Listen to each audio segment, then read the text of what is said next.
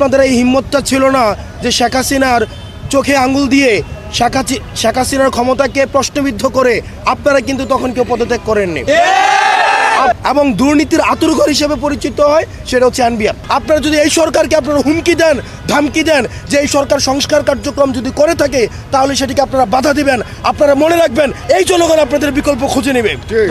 বাংলাদেশে লক্ষ লক্ষ আস্তাদ আব্দুল্লাহ রয়েছে, বেঁচে থাকতে এই সংস্কার কার্যক্রমের যদি বাধা বিশেষ করে সচিবালয় থেকে আসে সেটা কঠোর হস্তে সেটাকে জনগণকে সাথে নিয়ে সেটাকে প্রতিরোধ করা হবে। আসলে সারা দেশের মানুষ অভ্যুত্থান পরবর্তী সময়ে নতুন রাজনৈতিক পট পরিবর্তনের অপেক্ষায় রয়েছে। তারা তাদের মতামত জানাতে চায়, আমরা কি বলতে চাই সেটা তারা শুনতে চায়।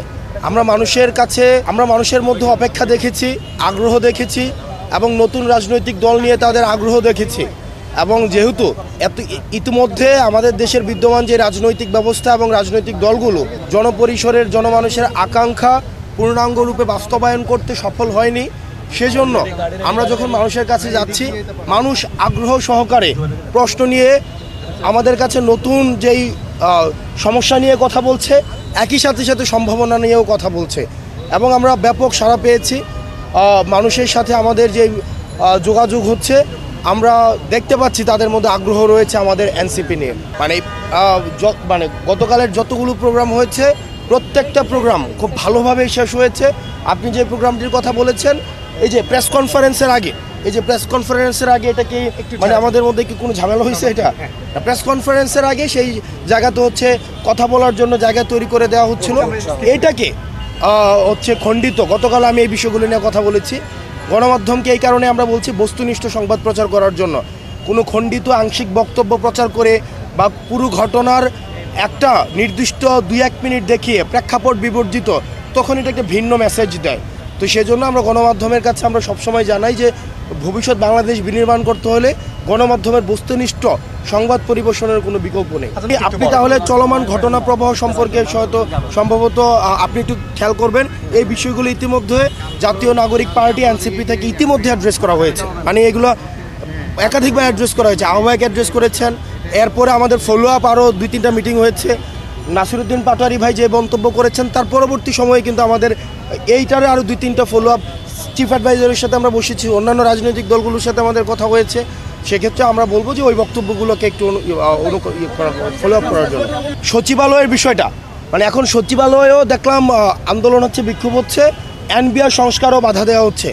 দেখেন আমরা আপনাদেরকে বলতে চাই, যখন 5ই আগস্টের জুলাই গণঅভ্যুত্থান চলছিল আপনারা কিন্তু কালো ব্যাজ ধারণ করে শেখ হাসিনাকে সমর্থন জানিয়ে আপনারা হচ্ছেন অফিস করেছেন।